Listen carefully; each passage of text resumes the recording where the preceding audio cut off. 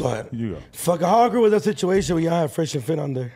And what, I didn't want to put I didn't want to put the pod out. Oh, you didn't want to put it out? I told him, I was like, I don't want to put it out. You guys are gonna look bad. My beef isn't with podcasters. My beef is with like, institutions. Like I like talking shit about politicians. I like talking shit about like institutions. I like talking about big grandiose things that like the only way that you can combat it is with ideology.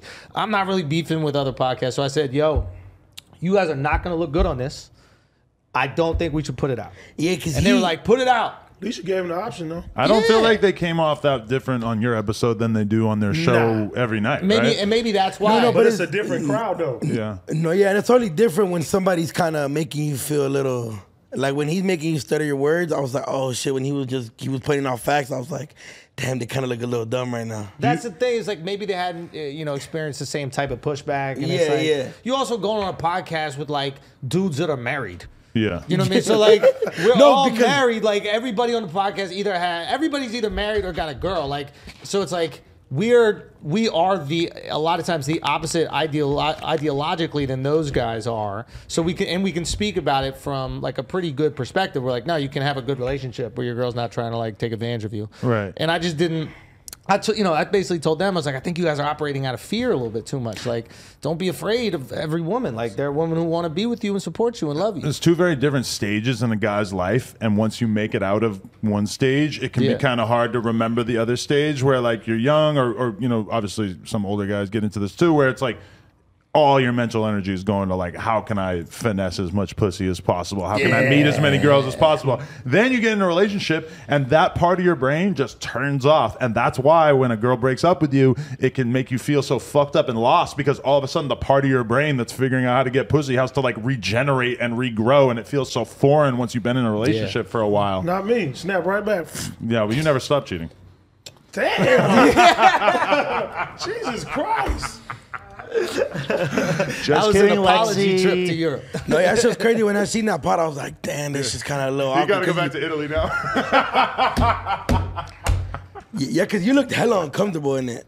Yeah, at some point you were like, I just saw where it was going, and I was like, these guys are gonna get ripped apart for this, and like, that wasn't really why I had them there. To be honest, I wanted them there because I wanted them to see like a few dudes that have successful relationships and are pretty happy. We know why you wanted them there is because you're going for your manosphere clout. You want to get the manosphere audience, right? You're like, fuck this. Kevin Samuels getting all these people. I'm coming for Andrew Tate. There you go. Yeah. Andrew Schulz to Andrew Tate. Is he infiltrating No Jumper right now?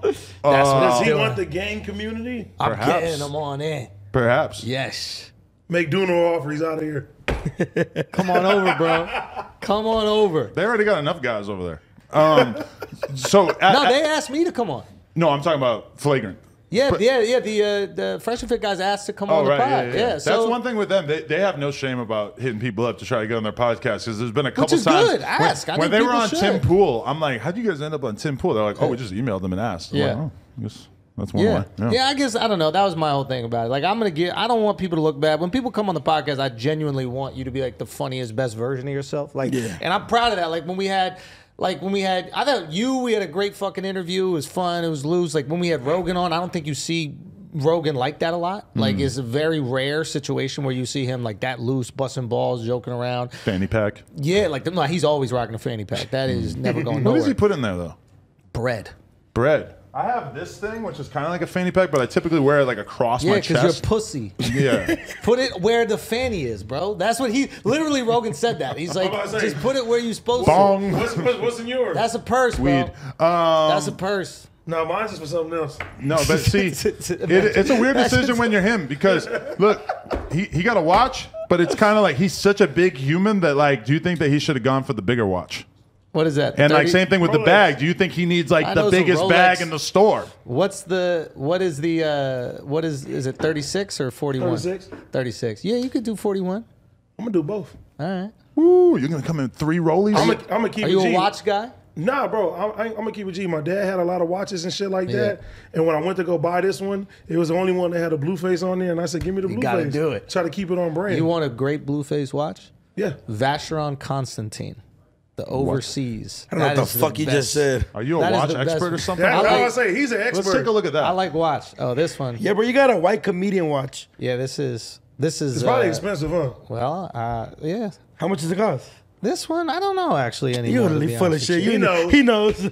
This is You don't got watch on, right? This is a Patek No. Philippe, Oh yeah. Is it? but it's from the 1960s. I hear about that in Migos songs. Yeah, they're rapping about the new Patek. ones. I got a Patek Philippe. Yeah, yeah, they're very expensive. Like those watches are crazy right now. But this is an old one. This is like so long ago, and See, it's not but close to expensive. you wouldn't even know. He has Exactly. he has such a creative style. He's like, I'm gonna wear the cool new watch, but I'm gonna wear the super old version. I like of the it. old shit. I want it to look unique. I don't want it to be the same as everybody else got. Right. You know, and I don't know. I just think watches are a cool thing. Like, But this, as a comedian too, Yeah. don't you think that like there's certain boxes that people don't want to see you in as a comedian? Like I don't think having the giant iced out flagrant chain is necessarily going to be a good look for you.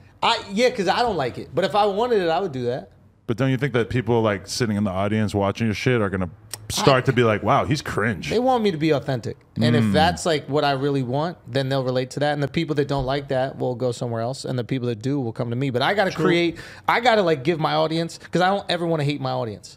So I have to give my audience who I really am, so I can love you because you love the same things. Do you feel like you're so on the conveyor belt of getting these huge guests that it kind of takes away from you doing the episodes that's just you and your guys talking? No, the last few we did just us. Okay. Like I like creating that balance because I don't want it to be a guest dependent show, but I recognize that like growth is important.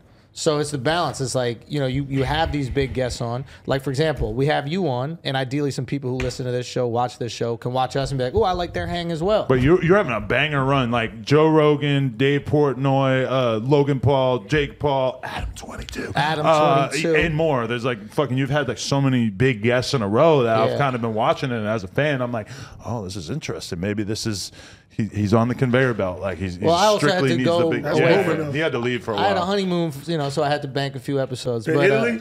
Yeah. It was the best. It was the best. But yeah, I don't know. I like talking to people I admire, and I love talking to people who are interesting.